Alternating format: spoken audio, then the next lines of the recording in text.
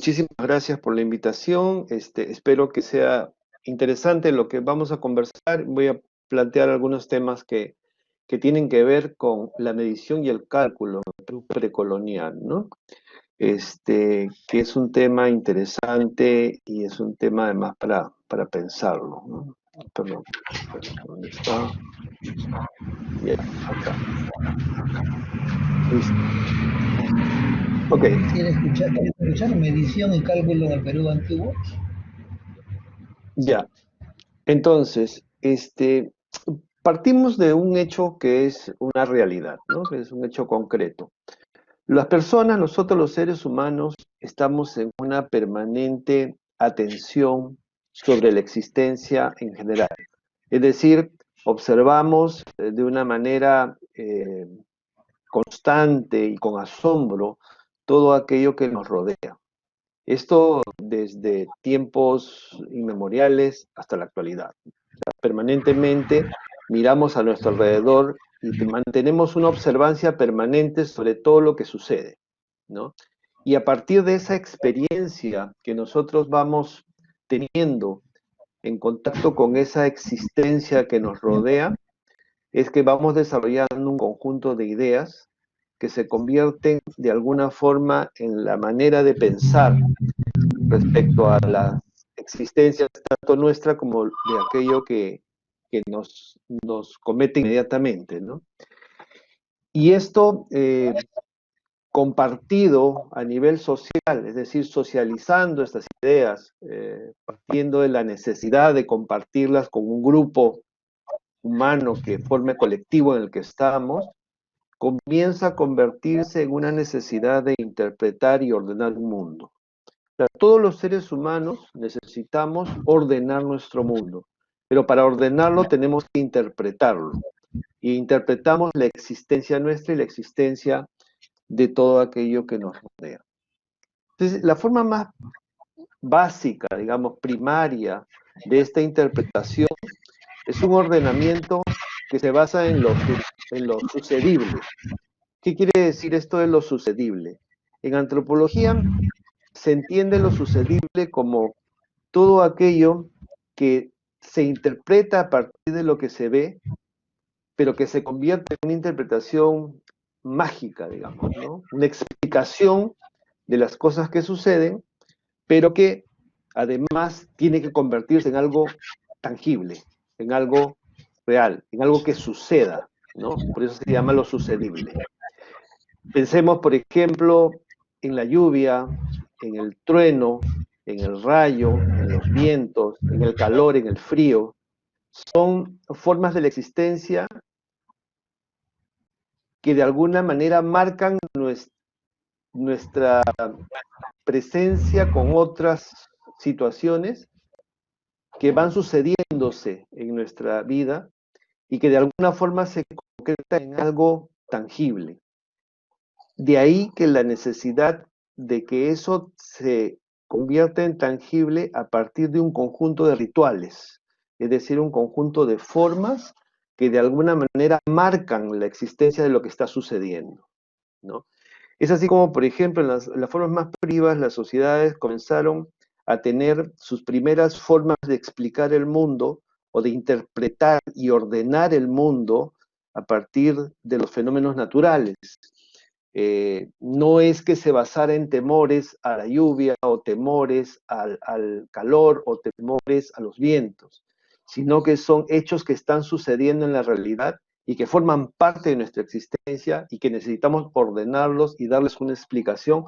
Por lo tanto, a través de la observación, el registro y la interpretación de todo lo que está sucediendo, nos permite a nosotros convertirlo en parte de nuestra existencia y por lo tanto tenemos que tangibilizarlo. Y la forma de tangibilizarlo es a través de rituales, ¿no?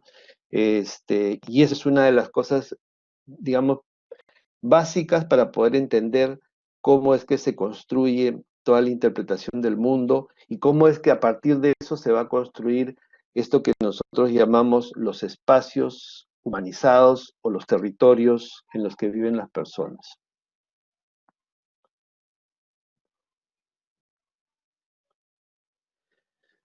De esta manera es que comienzan a construirse los espacios, ¿no? El espacio, para el ser humano tiene que ser el sostén sobre el cual comienzan a suceder todas sus experiencias de vida. Y es así como se comienza a construir un espacio y se construye a partir de un proceso social que inicia con la observación de todo aquello que nos rodea, ¿no? Y que además está basado en 4 criterios fundamentales. El primer criterio es construcción de una realidad, que es la que de alguna forma les he comentado hace un momento. Se necesita construir una realidad y esa realidad la construyes a partir de la interpretación de un conjunto de ideas que se te van formando a raíz del conocimiento que vas teniendo sobre las cosas que suceden.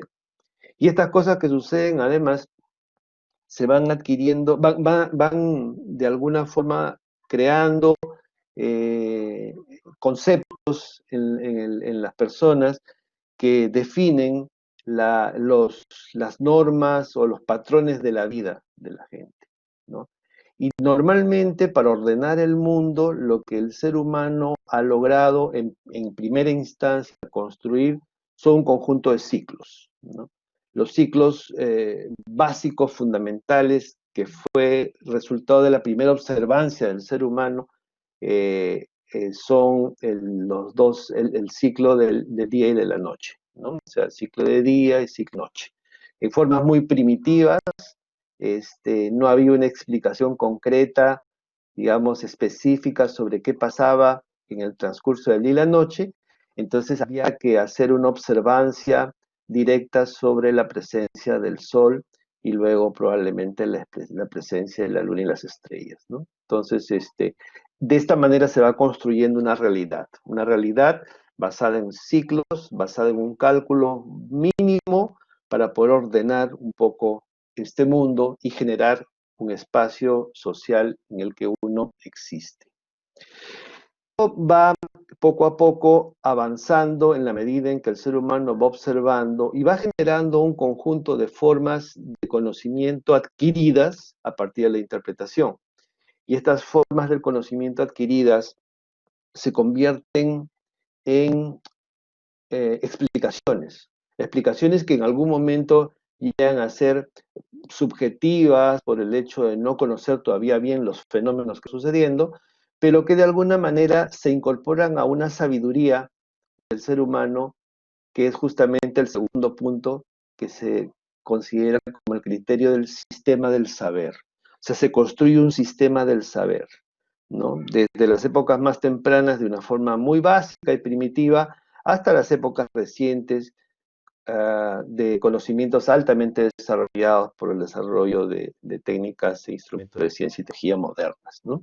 Pero se va construyendo un sistema de saber que te permite darle justamente explicaciones a los fenómenos que vas construyendo tú en la realidad. Entonces, el sistema de saber, que es el segundo criterio, es fundamental, es acumulativo, es progresivo y además es parte del resultado de la experiencia del ser humano y de la socialización de experiencias que se comparten entre las personas. Permite, además, irnos hacia el tercer criterio, que es este criterio que conocemos como de la definición del individuo social.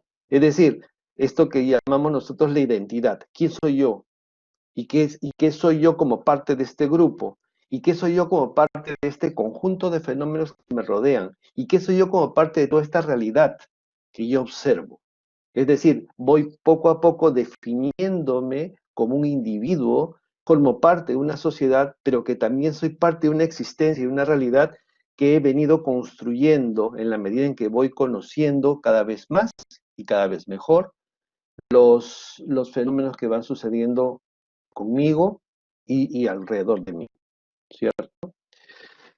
Y el cuarto criterio es el criterio fundamental sobre el cual ya luego de haber construido, luego de haber desarrollado un sistema y luego de haberme definido como un individuo social, me permite organizar mi vida, ¿no? La organización social y económica de la persona, que es fundamental, porque no olvidemos que uno de los aspectos primordiales, digamos, si no el esencial o el fundamental para poder desarrollar conocimientos cada vez más evolucionados es la necesidad de desarrollar formas económicas de subsistencia. Es decir, ¿por qué para mí es importante saber, conocer los ciclos del día y la noche? Para poder encontrar los elementos de subsistencia, recursos de subsistencia para sobrevivir. Es decir, yo de noche probablemente descanso porque sé de día que de día necesito la luz para poder encontrar las subsistencias que necesito para mí y para mi grupo. Entonces, conocer el ciclo del momento en el cual hay esa transformación de un ciclo de oscuridad hacia un ciclo de claridad es fundamental, ¿no? Por eso es que la organización socioeconómica de alguna forma va enlazada con este proceso evolutivo a partir de la construcción de los criterios que previamente hemos visto. Y obviamente, resolviendo mis problemas de subsistencia fundamentales a través del conocimiento de las formas de existencia de los fenómenos, por ejemplo, el día y la noche, por ejemplo, el frío y el calor, por ejemplo, las lluvias y los vientos, ciclos que permanentemente, recurrentemente se van dando en mi existencia, y yo los voy registrando y voy con ellos construyendo un sistema de saber que me permite luego organizarme mejor, me permite luego tener mejores formas de poder lograr que mi sociedad se mantenga, ¿no? Mejores formas de existencia. Es lo que de alguna manera se va desarrollando en este espacio social que voy construyendo. Por lo que finalmente concluimos que el espacio aparece como un tema fundamentalmente histórico, ¿no? Es un tema que se va construyendo, no sucede de manera natural, digamos, ¿no? Es una construcción permanente.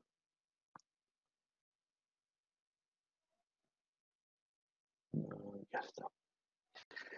Bueno, y una vez que hemos adquirido conocimientos ya específicos sobre los, los ciclos fundamentales que necesitamos conocer, como estos que yo les he señalado, el día y la noche, ¿no? Los climas, por ejemplo, los ciclos de la vida de las plantas y los animales, los ciclos de mejoramiento, por ejemplo, de las proporciones del agua en los ríos, ¿no? En épocas de avenida de agua, de ríos, etcétera. Una vez que conozco todos estos registros de la existencia, necesito ordenarlos para mejorar la calidad de vida de mi sociedad. Ahí es donde aparecen de manera interesante las primeras formas arquitectónicas en un espacio social construido, ¿no? Y de ahí yo quisiera apelar un poco a sus conocimientos, seguramente de historia, donde, como ustedes saben, las primeras formas de sociedades fueron nómadas y transhumantes, es decir, grupos humanos que caminaron de manera permanente buscando los medios de subsistencia en las formas primigenias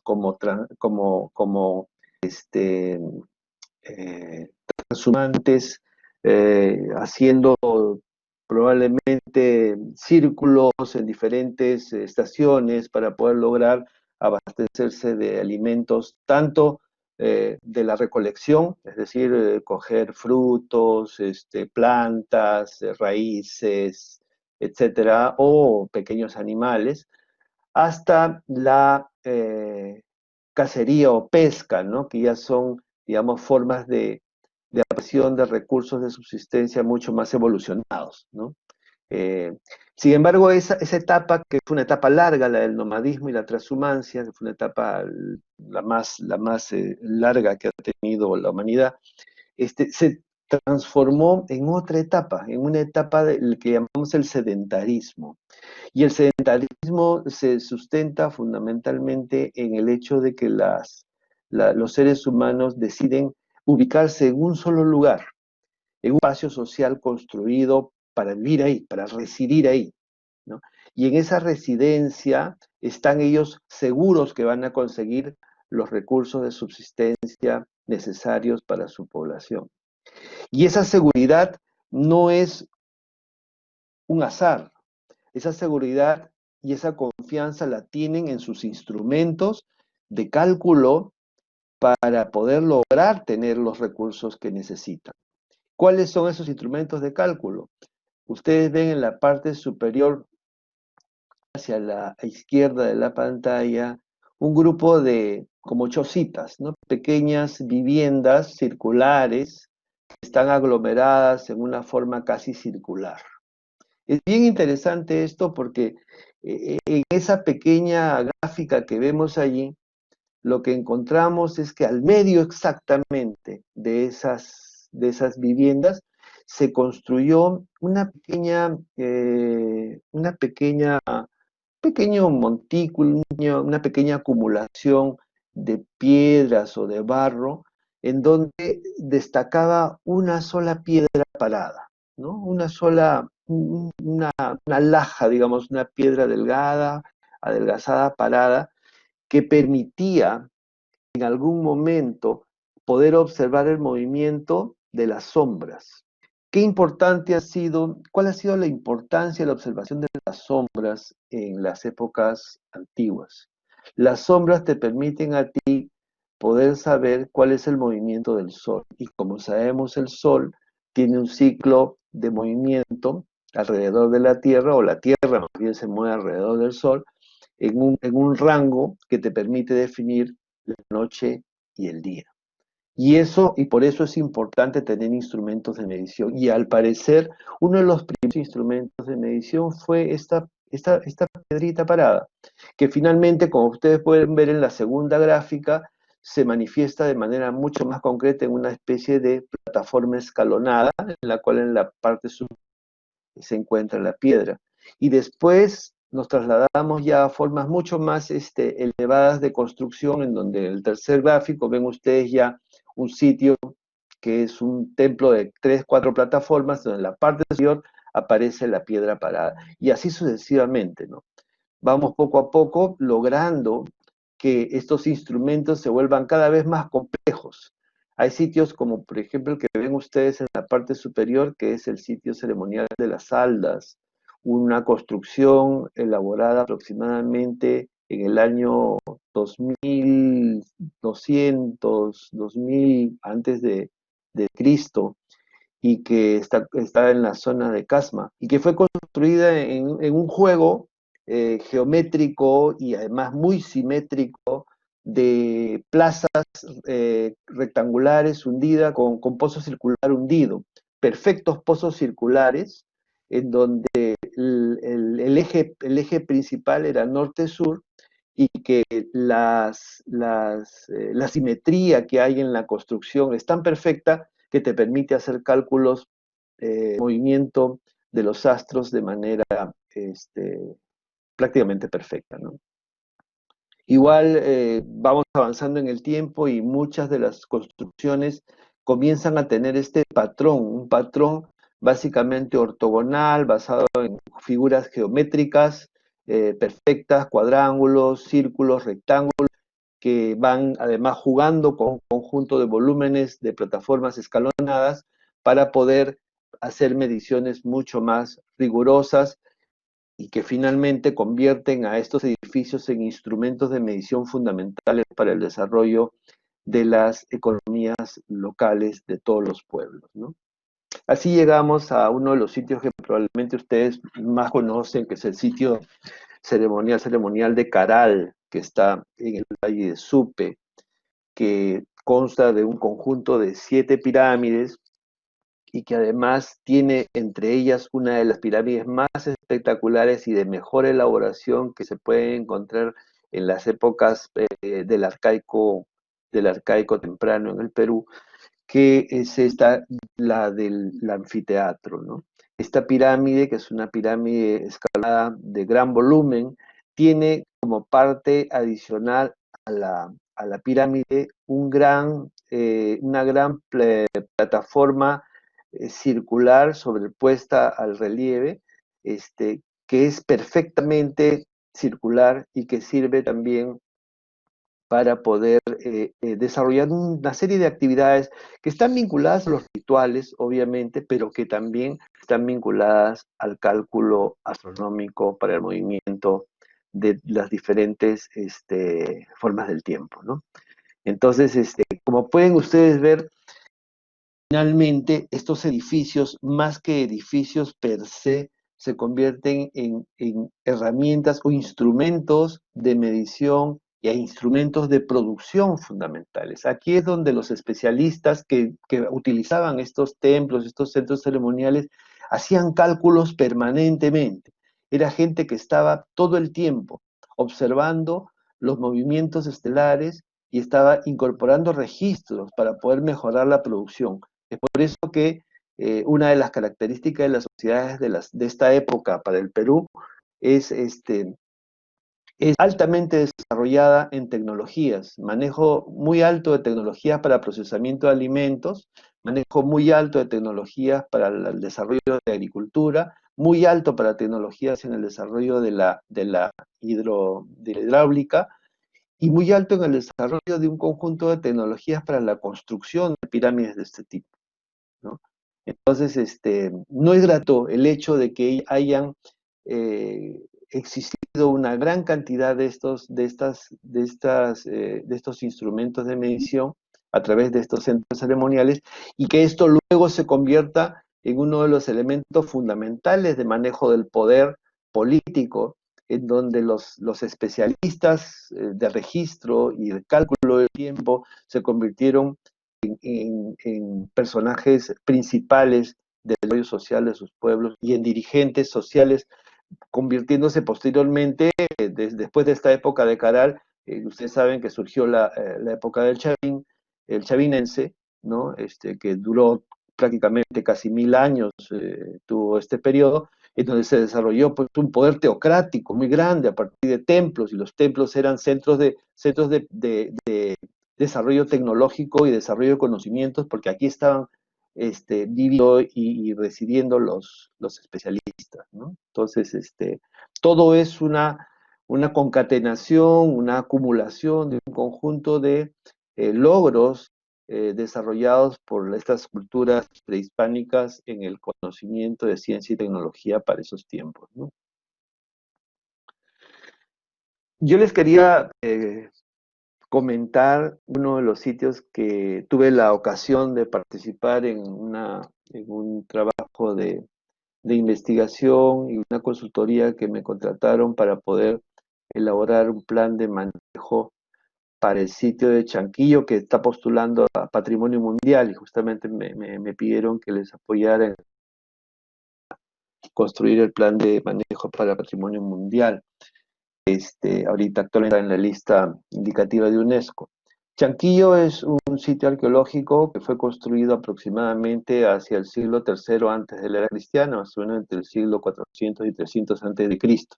O sea, pertenece a lo que podríamos llamar el formativo superior, ¿no? Contemporáneo con Chavín de Huántar, más o menos. Lo interesante de este sitio es que es un sitio construido en un espacio paisajístico sumamente especial. Está en la zona de desierto, un desierto muy, muy seco, pero rodeado en toda su circunferencia, digamos, rodeado de un gran conjunto de cerros, de picos, de cerros que se ven incluso desde su punto más alto, que es esta zona de donde está la pirámide que se le conoce como el templo el templo de las columnas.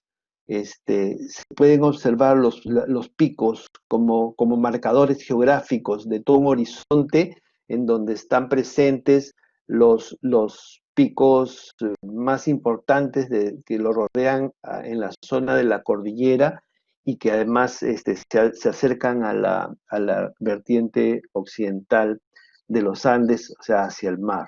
Bien interesante porque es como si hubiesen elegido una zona especialmente ubicada como para que de ahí se observe estar rodeado de todos los cerros de zonas muy lejanas.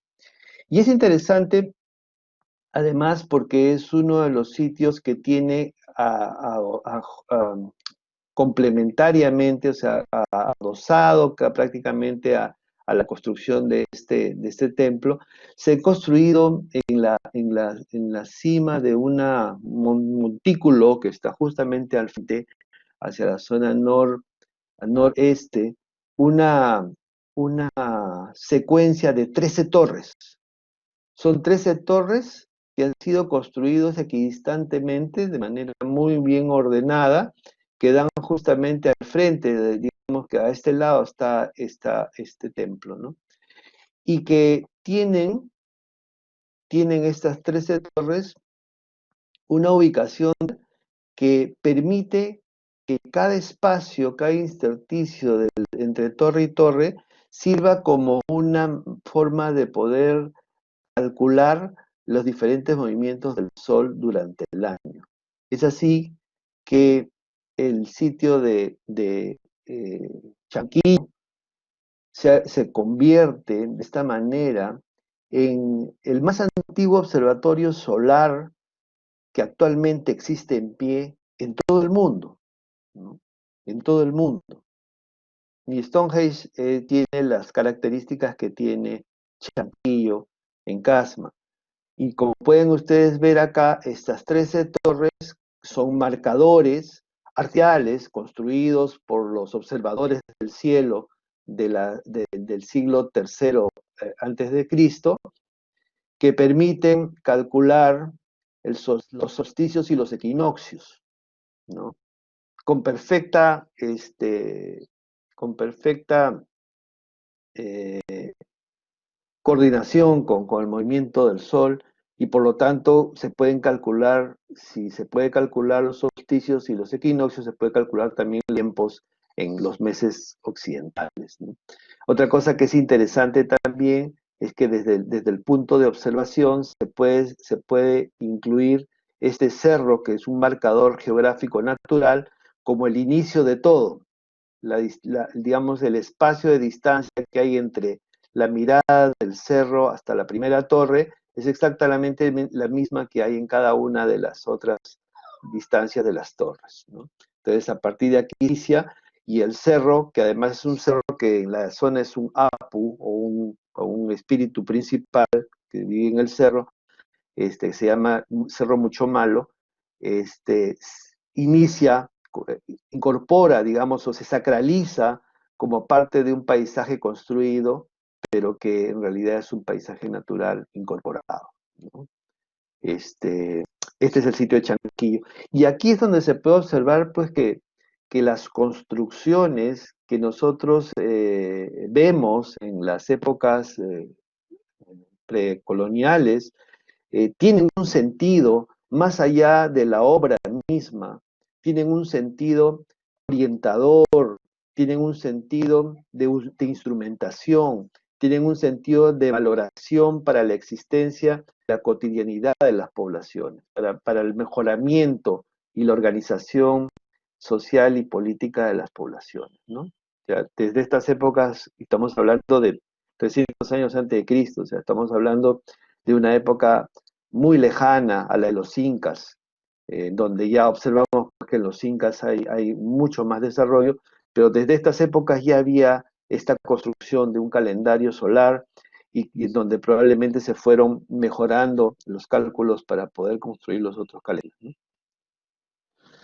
Bueno, entonces, teniendo todo este antecedente que nos marca la evidencia arqueológica y los muchos estudios que hay sobre esto, podemos concluir, decir que se va construyendo a partir de esta experiencia social del mundo, de nuestro territorio, en el mundo andino, una cosmovisión, que es una manera de cómo se observa el mundo, ¿no?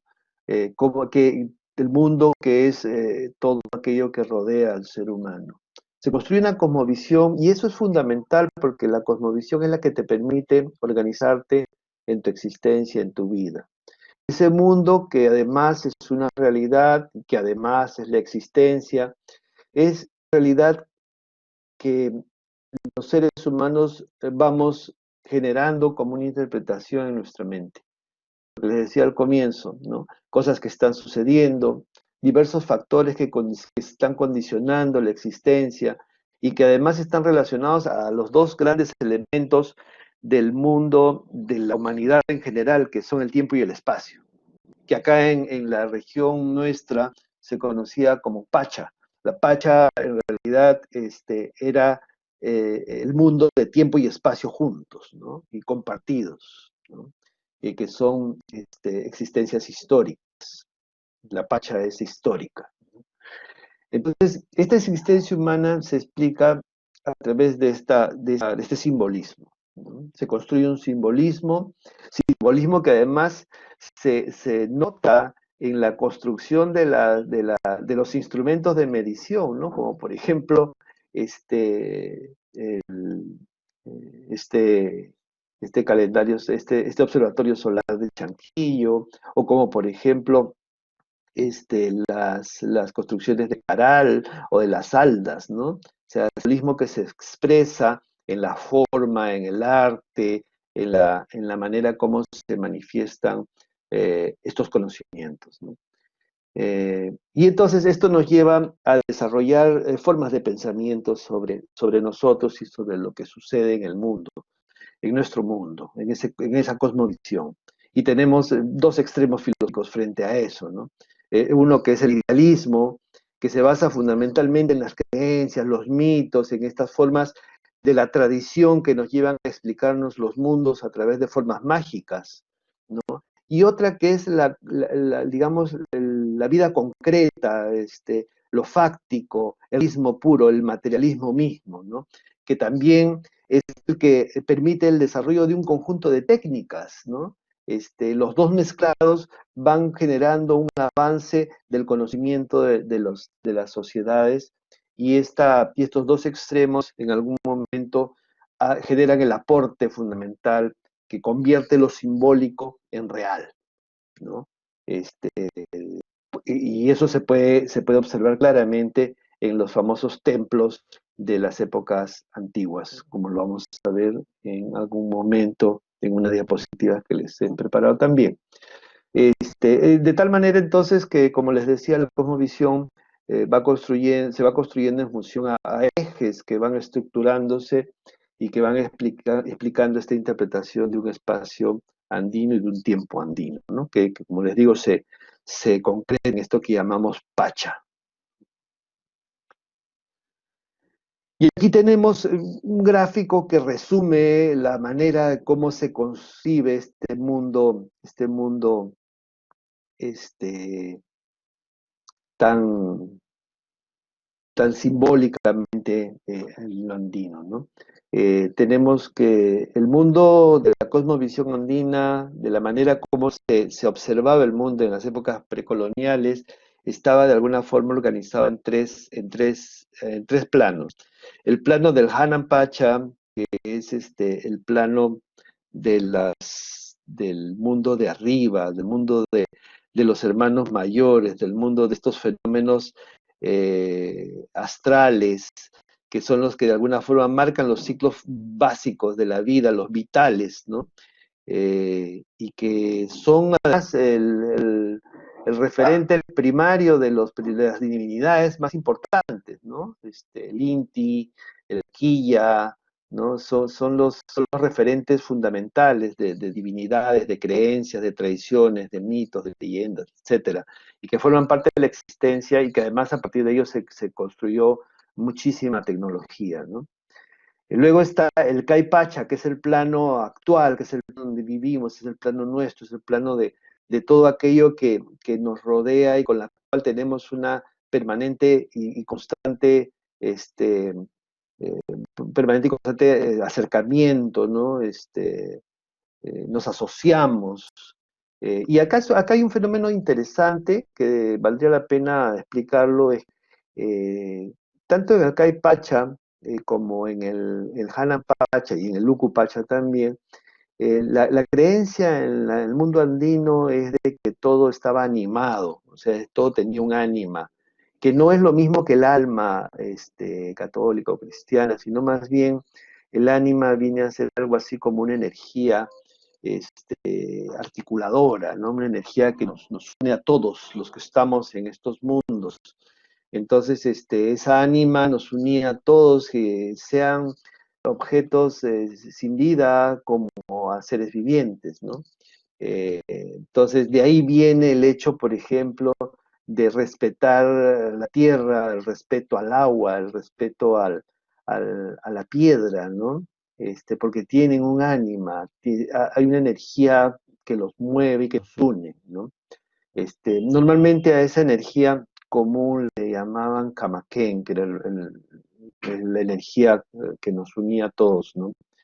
Y luego había una energía transversal, que era una energía cósmica, que supuestamente unía del Hanan Pacha, inclusive mucho más arriba, ¿no? Desde la Vía Láctea misma, que le llamaban Mayu, hasta el Ukupacha, que era el Ka, ¿no? Que era una de la energía unificadora cósmica universal, ¿no? Entonces, en estos tres planos se puede notar la cosmovisión, en la cosmovisión andina, esta unidad de espacio-tiempo, ¿no? O sea, no están separados, están juntos, se mezclan en planos, se unen a través de estas formas de energía fundamentales articuladoras, ¿no? Y el Ukupacha es donde no es pues nuestro infierno católico ni el Averno, ¿no? En realidad el Ukupacha es donde suceden las esencias fundamentales, donde nace todo, donde es una especie de crisol de la vida, ¿no? Y que a partir de ahí surgen todo lo que luego se va hacia el Caipacha y que posteriormente sube y se eleva al Hanan Pacha, ¿no? Cuando deja de existir. Entonces, están las sustancias fundamentales en el Ukupacha, ¿no? Por eso es que es tan importante también, ¿no? Y entonces, esta es la mirada, la cosmovisión, es la mirada de cómo ordenar el mundo, cómo se ordena. Como pueden ver ustedes, está dividido, ¿no? Hay una división ahí, entre el Hanan Pacha, el Ukupacha y el Caipacha. Bien, a partir de esta forma de concretar esto simbólico de la existencia, es que se inicia un conjunto de posibilidades de cálculo, ¿no? O sea, aquí es donde viene ya la importancia del calcular. Calcular, este, significa tratar de desarrollar algún tipo de sistema, primero de registro, y luego de armonía, de concordancia de las variables, registramos, ¿no? Que permita construir una significación, construir una secuencia, una idea, ¿no? Que en términos generales nosotros le llamamos en el mundo de las ciencias, se le llama sistemas matemáticos, ¿no? Y el sistema matemático básico en el que estas culturas prehispánicas se sentaron fue el de la aritmética, en primer lugar, y en el de las formas de la geometría del espacio en segundo lugar, ¿no? Eh, la aritmética que sirvió que fue uno de los más grandes aportes del cálculo para poder entender un poco las realidades existentes, ¿no? La construcción de una unidad, la construcción de la identificación de un vacío que es para nosotros el cero, y poder calcular y poder medir este, proporciones, cantidades, existencias, ¿no? Y por otro lado, la gea del espacio, que es fundamental para poder dominar justamente el escenario territorial, el espacio simbólico que se va construyendo a partir del proceso histórico que las sociedades van logrando, ¿no? Este, Esto es fundamental. Y en el caso del mundo andino, una de las maneras más concretas en las cuales se puede observar que estos cálculos fueron aplicados fue el paralelismo o lo que llamamos también la dualidad, ¿no? La dualidad del opuesto, ¿no? El espejismo simétrico, digamos, ¿no? O sea, yo no soy único en el mundo, existe otro igual a mí, parecido pero opuesto, ¿no? Entonces, y esto se basa en una observación para la construcción de una realidad binaria fundamental, ¿no? Por ejemplo, arriba-abajo, ¿no? Izquierda-derecha, hombre-mujer, ¿no? O sea, sus contrarios opuestos. Y esto se puede observar en las expresiones artísticas, por ejemplo, ¿no?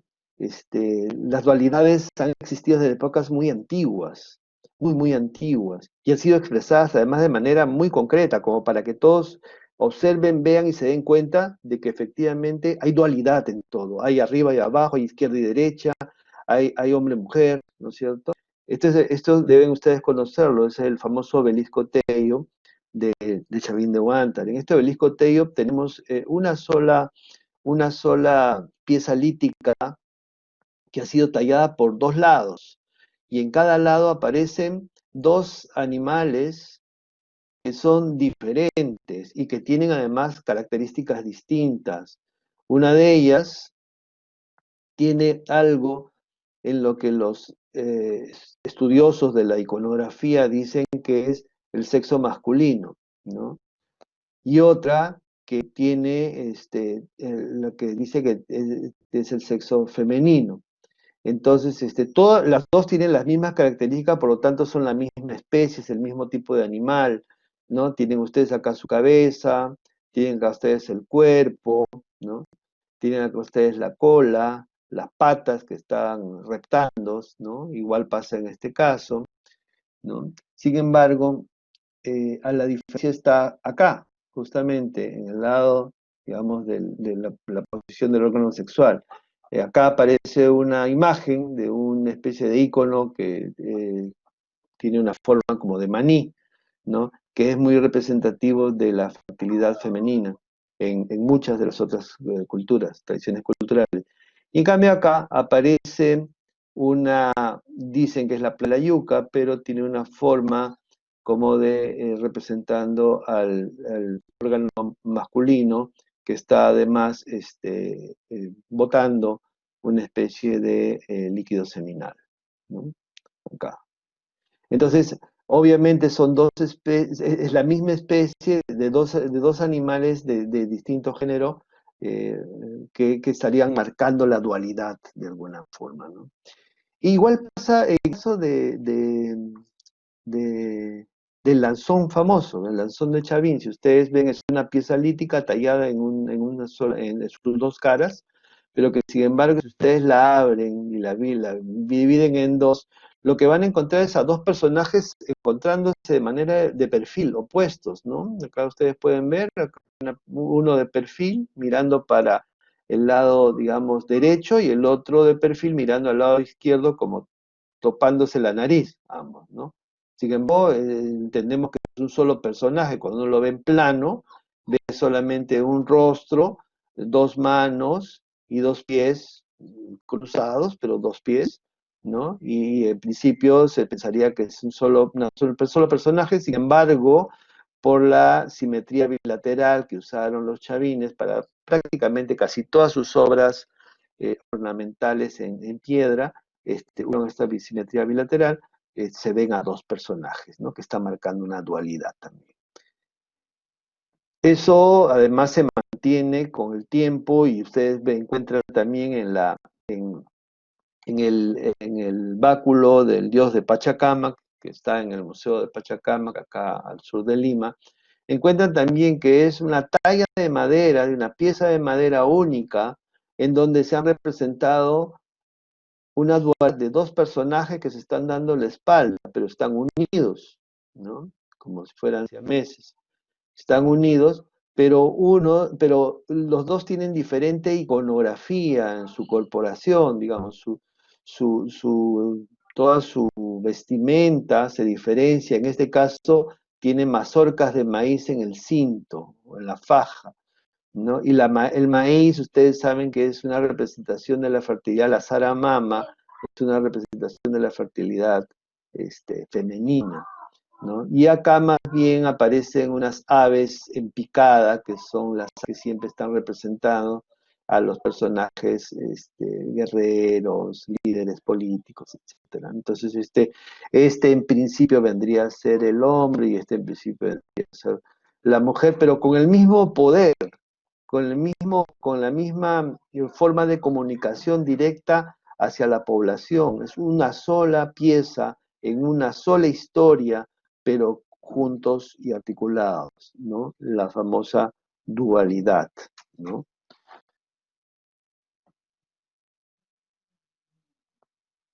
Otro instrumento interesante de medición astronómica que además es muy conocido es el Ushnu.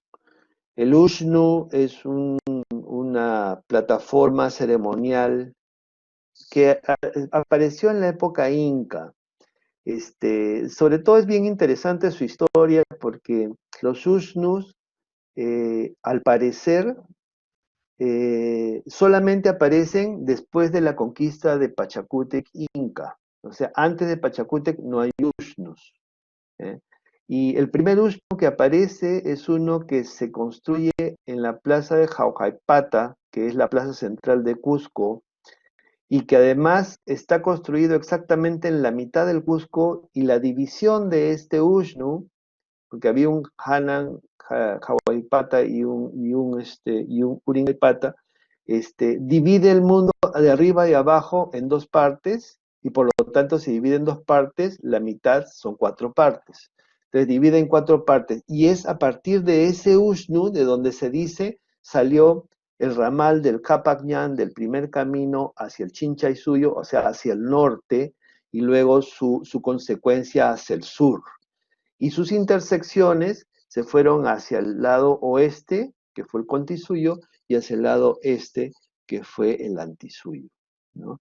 Entonces, y aparece referido en las crónicas en la plaza central de Cusco, recién a partir de la refundación que hizo Pachacútec, Inca. Luego es interesante también que después de ese Ushnu, ya no hay otros Ushnus en Cusco, ¿no? Y más bien comienzan a aparecer Ushnus en diferentes regiones de las provincias conquistadas por Pachacútec Inca y sus ejércitos. Y es así como, por ejemplo, podemos ver este hermoso Ushnu, que es una plataforma escalonada, ¿no? Con dos escalones, con un acceso a través de una escalinata hasta la parte superior, que esta es la parte superior, en la zona de este es el Ushnu de Curamba, en las Andahuaylas, ¿no? Aparecen varios en Andahuaylas, en Apurímac, en Abancay, aparecen varios en Ayacucho, aparecen varios acá en la costa central.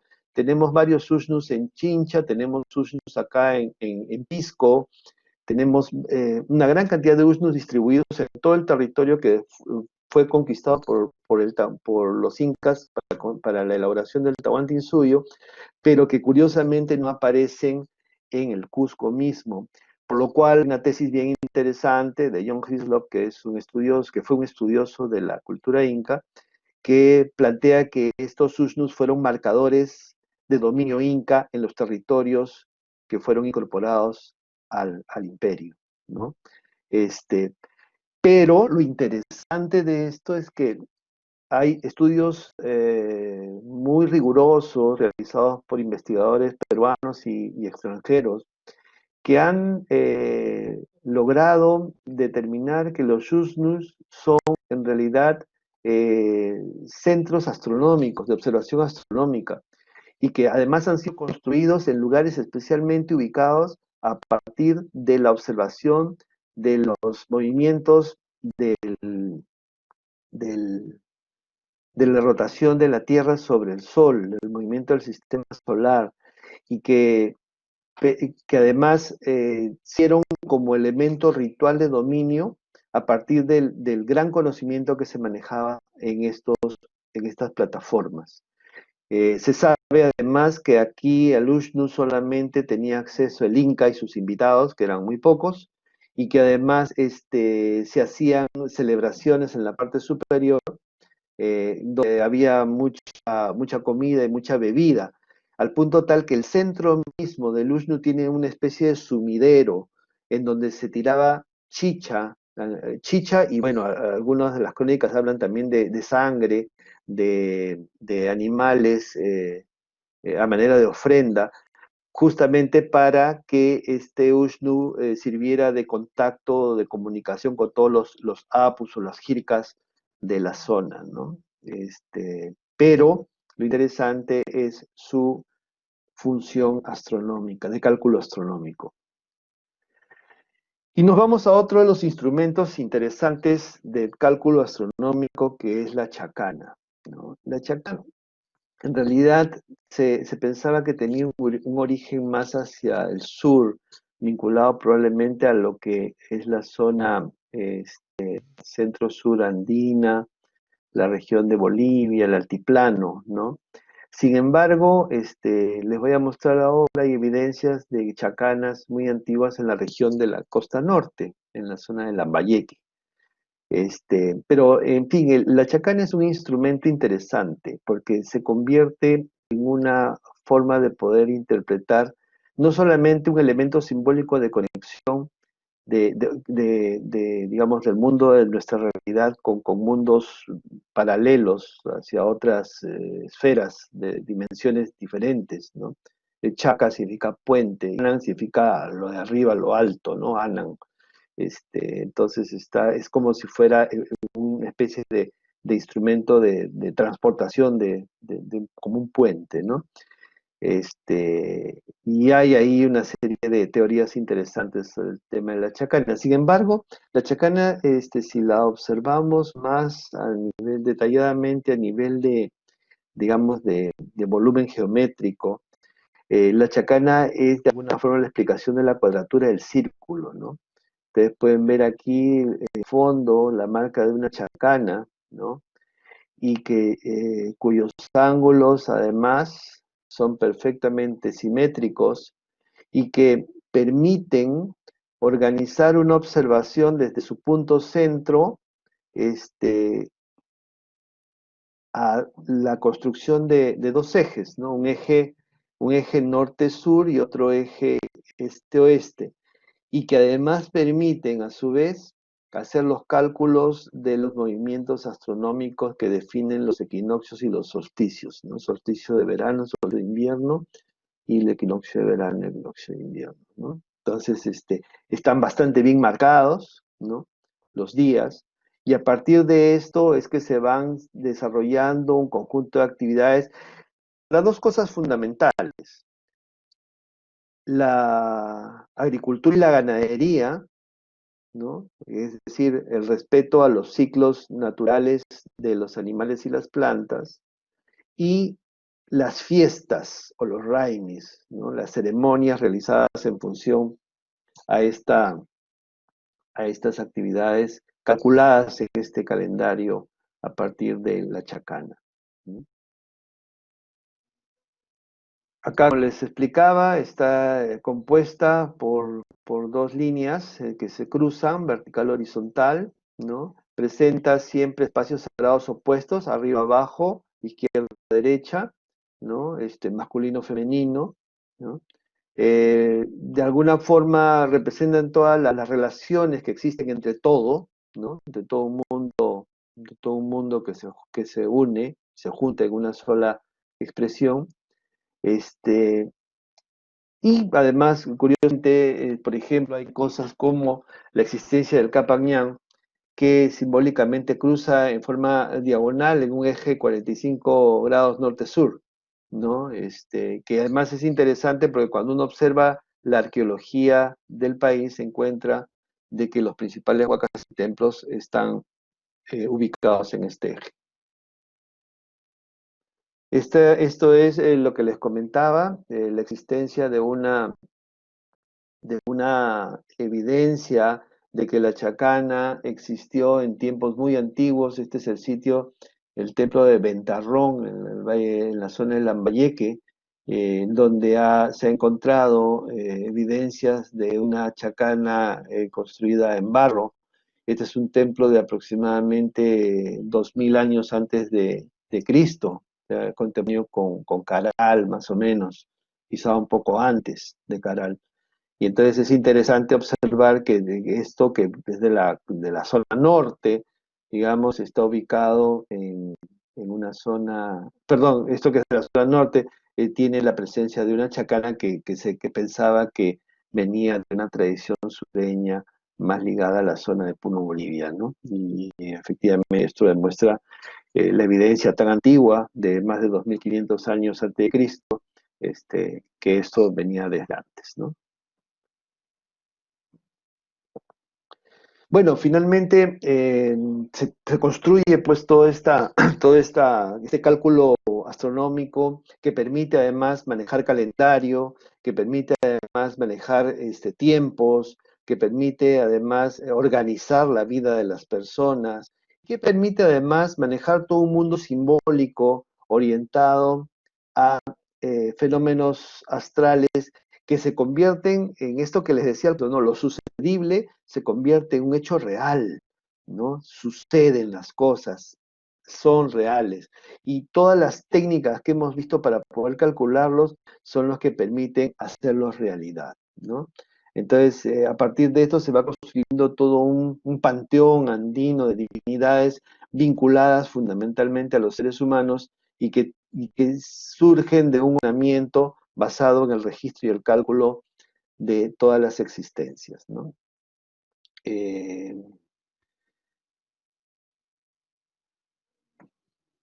acá, esta figura, antes que me olvide, esta figura de acá que ustedes ven, es una figura de la época Chavín, llamada el ave sideral, que es un ave chavinense total, todas las características, como ven ustedes, los colmillos entrecruzados, ¿no? Los ojos exorbitados, etcétera, pero que tienen curiosamente dos chacanas de las que estaban volando, ¿no? Supuestamente esta ave está cruzando dimensiones a partir del uso de las chacanas, ¿no? También estamos en el año 500 antes de Cristo. Bueno, instrumentos de cálculo y sistemas de medición prehispánicos. La yupana.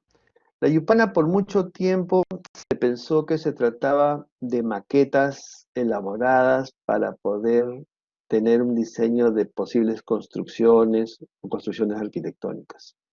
Sin embargo, ya en los últimos tiempos, con los muchos estudios que se han realizado, se ha llegado a establecer que la yupana en realidad es un instrumento de cálculo que permite sumar y multiplicar principalmente, ¿no?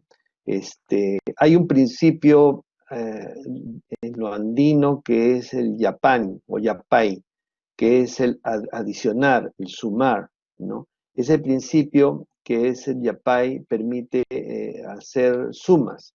Y una de las cosas interesantes es de que en el mundo prehispánico, por lo menos hasta donde se tiene conocimiento de parte de las crónicas que han recogido los conocimientos de los incas antecesores, establecieron con claridad la existencia de una, un sistema eh, de, de unidades basada en un sistema decimal, ¿no? En donde, por ejemplo, había el significado del 10, del 100, del 1000, ¿no? Que había además, en parte de la explicación de las existencias, el criterio de la unidad, es decir, el uno, y esta unidad además estaba vinculada a la existencia del cero, ¿no? Entonces, se organizaba prácticamente digamos, el registro matemático de las cosas a partir de una medición basada en un sistema decimal que era del chunca, que era 10, el pachaca, que eran 100, y la guaranja, que eran 1000, ¿no? Entonces, a partir de esto se organizaban las poblaciones, a partir de esto se organizaban los almacenes, a partir de esto se organizaban las mitas, a partir de esto se organizaba el trabajo comunal, ¿no? Y para eso, para el cálculo de más, menos o de multiplicación de de las acciones se usaba la yupana, ¿no? Que tenía básicamente 4 columnas. De las 4 columnas era el orden de unidad, decena, centena y millar, y que a partir de eso se jugaba en algunos casos se han encontrado piedritas o bolas de arcilla, ¿no? Hace un rato comentaba con el profesor Villena el descubrimiento de una yupana.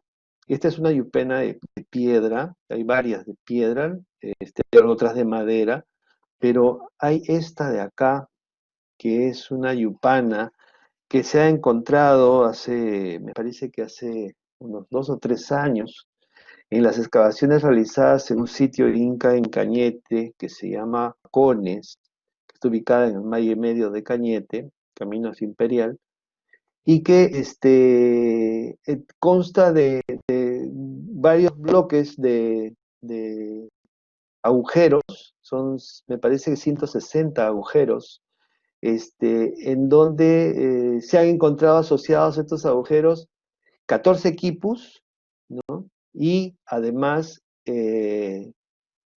un grupo importante de bolitas de arcilla, de diferentes colores, ¿no? Que probablemente pues diferenciaban la unidad, la decena, la centena, ¿no? Y que además es interesante porque la asociación Yupana-Quipu es la asociación perfecta para el cálculo y registro de todas las existencias, ¿no? En este sentido, el Quipu se convierte más que en un instrumento de medición en una base de datos, ¿no? La Yupana es el instrumento para calcular y el Quipu es el instrumento para registrar, ¿no? Entonces uno calcula con la Yupana y luego se registra en el Quipu y queda constancia del registro en el Quipu. El Quipu viene a ser una especie de base de datos, de donde, al igual que en la Yupana, se trabaja con un grupo diferente de nudos de diferentes tamaños y de diferentes colores, que van además en una jerarquía de ascenso de descenso, de millar a décimas, y que luego, a decenas, perdón, y que además van marcando de acuerdo a la cantidad de nudos que se haga. Por ejemplo, en un nudo pueden haber tres vueltas.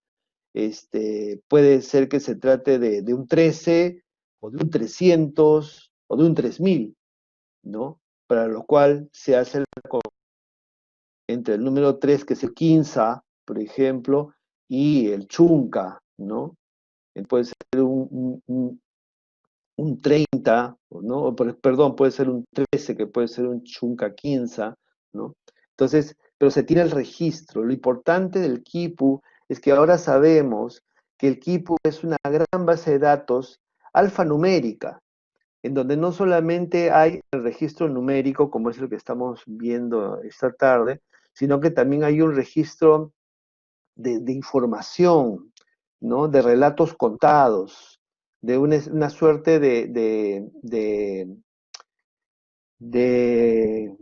memorias registradas a través de los nudos, en donde obviamente quienes los supieron leer sabían descifrarlo y relatarlo, ¿no?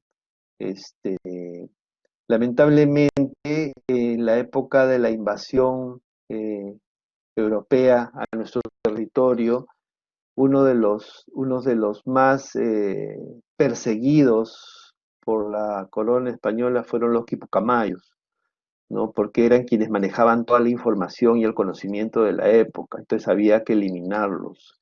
Fue una de las tareas principales que tuvieron los famosos extirpadores de las idolatrías, ¿no? Entonces, de ahí la trascendencia, la importancia del quipu, ¿no?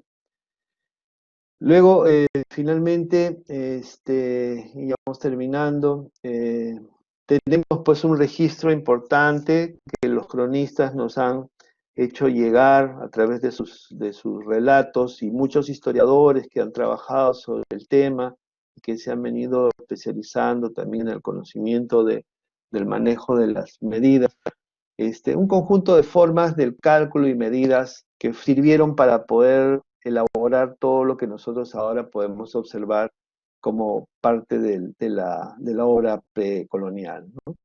Medidas de longitud, por ejemplo, la principal, la más conocida, la RICRA, ¿no? Que es una medida en la cual hay una distancia, se mide a través de la distancia media entre los dedos pulgares del hombro, tendidos los brazos horizontales, ¿no? O sea, abiertos así a manera de no va a volar, ¿no? De punta a punta de los dedos, es lo que se llama la rigda, o también se llama brazada, ¿no? Se llamaba, para los españoles era una braza o una brazada, ¿no? Que es, digamos, la distancia más extensa que se puede tener como medida longitudinal, ¿no? De ahí seguía la siglia, que la siglia era la mitad, o sea, brazos abiertos a manera de volar, pero solamente la mitad de estos hasta el cuerpo, ¿no? Un brazo, digamos, ¿no? Luego, también la otra medida más corta es la de Kuchuk Tupu, que es la distancia que hay de codo, ¿no? Digamos, el codo doblado. Luego tenemos una que es para nosotros la que llamamos cuarta, ¿no? Que es la del palmo de la mano, ¿no? Y luego la menor de todas, que es una Mayuku, que es una medida en donde se usa la distancia que hay entre el dedo pulgar y el dedo índice, los dos abiertos, ¿no?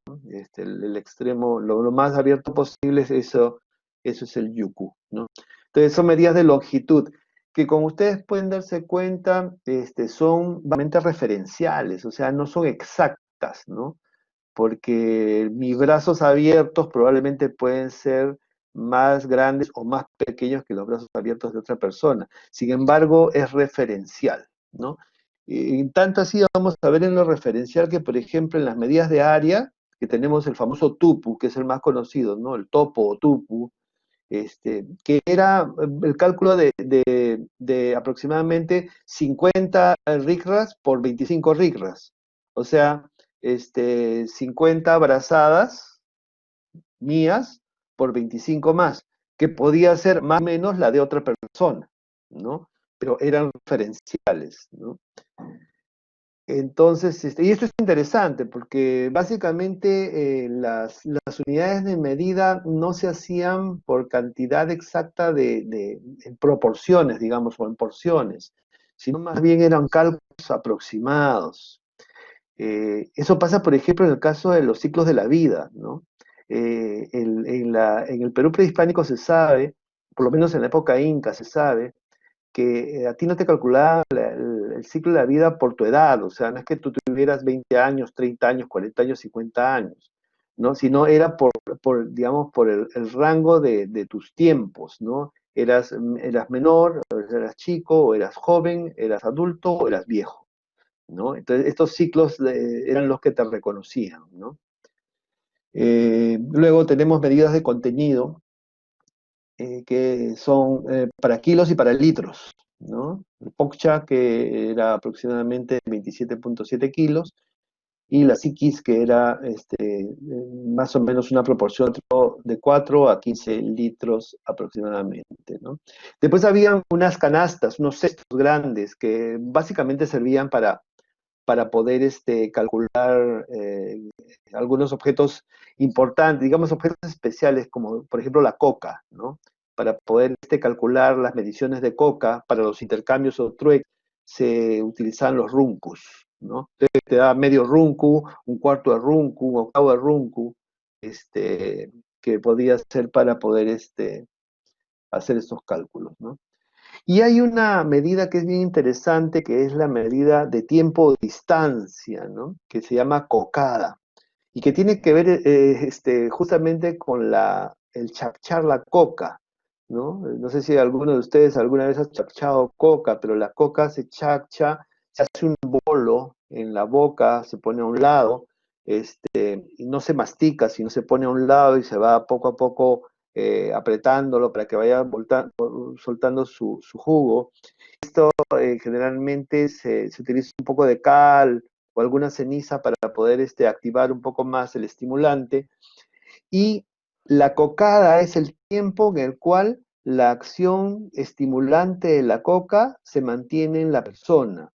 Es decir, tú te demoras en llegar de tu universidad a mi casa 10 cocadas, por ejemplo, ¿no? O 20 cocadas, ¿no? Entonces es una medida de tiempo o distancia aproximada en función a un hábito o a una forma de hacer uso de algún objeto, ¿no? Bien, básicamente es eso, y en conclusión podríamos decir de que el cálculo y la medición en el mundo precolonial fueron fundamentales para lograr mejorar las condiciones de vida que encontraron originalmente en este territorio. Permitieron además construir un escenario en donde el orden del mundo que se consideró como un mundo conectado entre todos los seres vivientes y no vivientes, permitió lograr el gran desarrollo tecnológico y económico de estas poblaciones, ¿no? La más alta manifestación de esto han sido los incas, en quienes de alguna forma se condensan todas estas sabidurías de las épocas antiguas, ¿no? A ver, hay preguntas.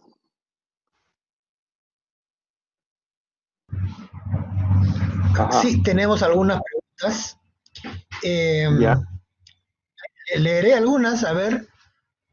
ya, Acá pregunta vamos. el alumno, no sé si las estás viendo o las leo.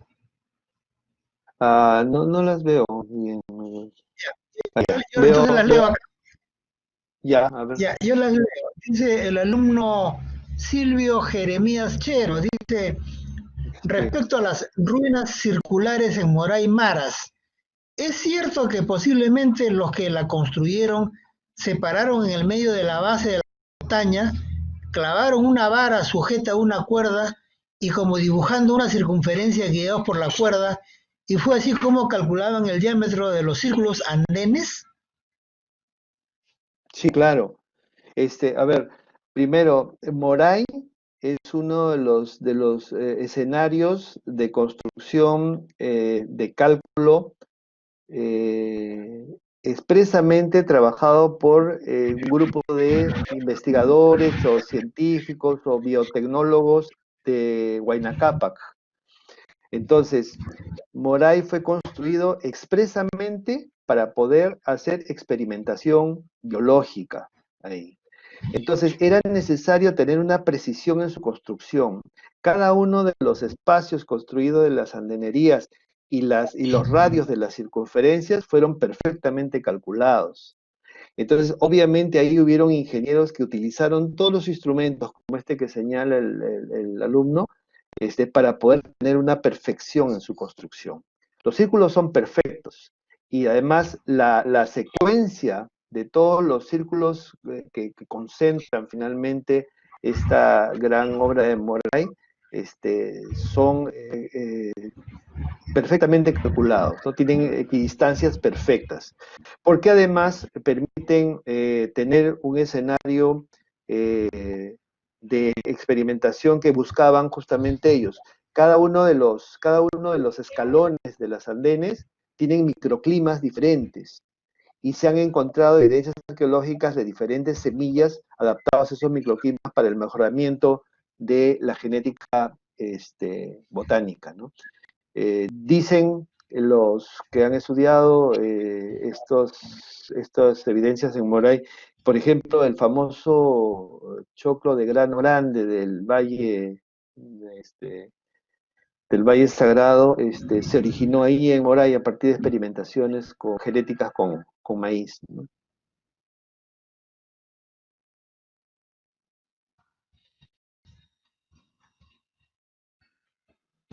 Ahora, A ver, este sistema de la vara y la cuerda se usó también, por ejemplo, para Nazca, para las espirales de Nazca se utilizó esto.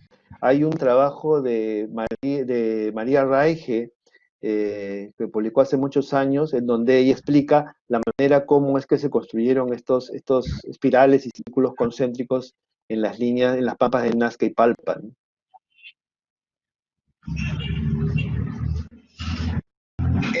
Lucho, yo tengo, Sí, yo sí tengo una preguntita en entre manos.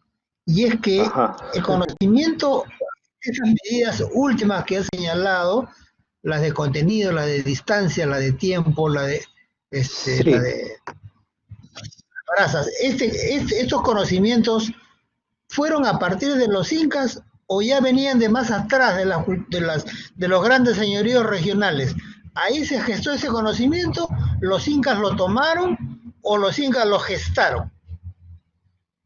Ya, mira, lamentablemente, Carlos, no hay evidencia testimonial de que hayan existido en épocas anteriores. La referencia más cercana que tenemos a las cosas que los incas han optimizado, digamos, con su uso, es la del Imperio Wari. Se sabe que en Wari se construyó y se generó prácticamente todo lo que la tecnología inca después utilizó.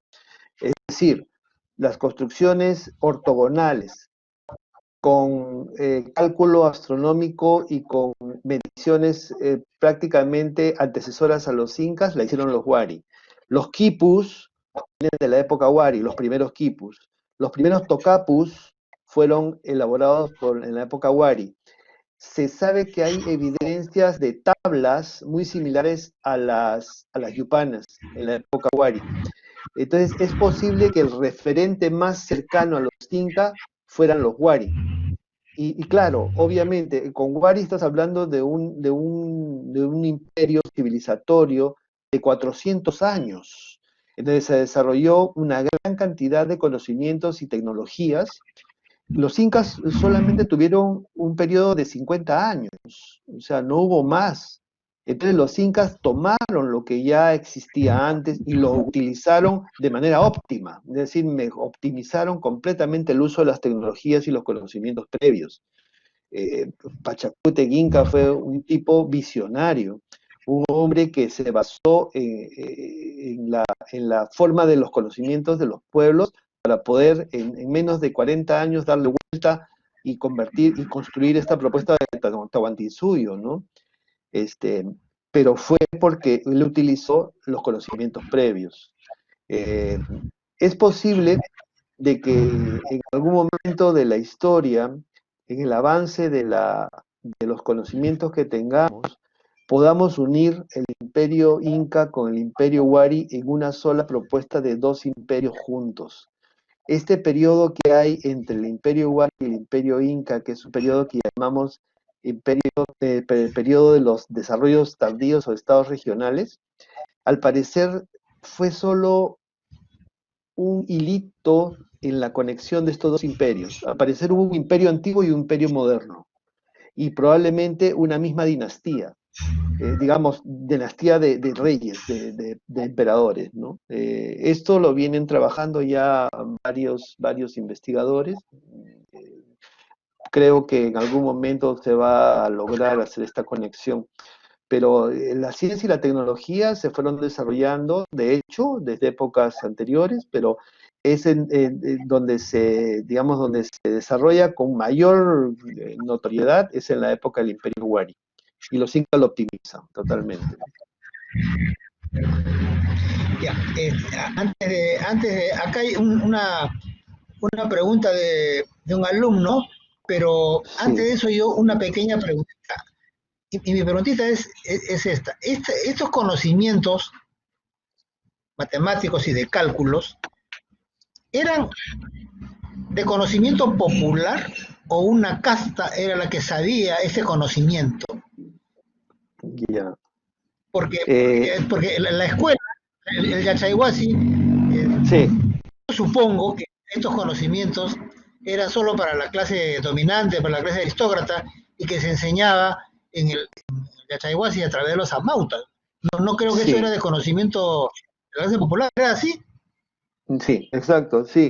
La mayor parte del desarrollo de conocimientos y tecnologías, digamos, dominantes, tenían un carácter elitista, totalmente, ¿no? Pero, sin embargo, habían otros conocimientos populares, digamos, ¿no? Fundamentales y básicos, como el caso de las mediciones, por ejemplo, ¿no? El tipo de mediciones eran mediciones populares. La lectura de, digamos, de las estrellas también era de alguna forma popular. Lo que no podía manejar definitivamente la gente del común, digamos, eran los instrumentos de medición y los instrumentos de cálculo, ¿no? Que cada vez eran más sofisticados, desarrollados por gente altamente especializada, como por ejemplo los quipucamayos. O sea, el quipucamayo no era que cualquiera pudiera leerse un quipu, pues, ¿no? Tenías tú que tener un alto conocimiento del manejo de la semiótica, digamos, del lenguaje escondido de los quipus o de los tocapus, ¿no? Es por eso que cuando hay el exterminio que se inicia a partir de la conquista europea, el exterminio de los quipocamayos, se pierde todo el conocimiento y la tecnología de ese tiempo. Ya no hemos tenido una reproducción. Creo que el último personaje que podía leer algunos quipus falleció a mediados del siglo XVII o algo así. Y ahí paró, nunca más, no hay manera de poder saber qué cosa decían los quipos, ¿no? Y así elitista era, ¿no? Igual pasaba con el tema de los calendarios, etcétera, ¿no?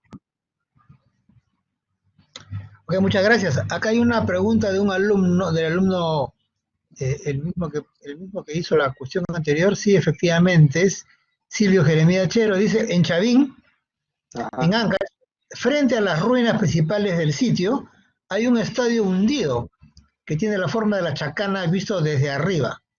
Se le Ya. considera también como una imagen que representa los cuatro elementos, agua, aire, fuego, tierra, los cuatro puntos cardinales y demás por diversos académicos.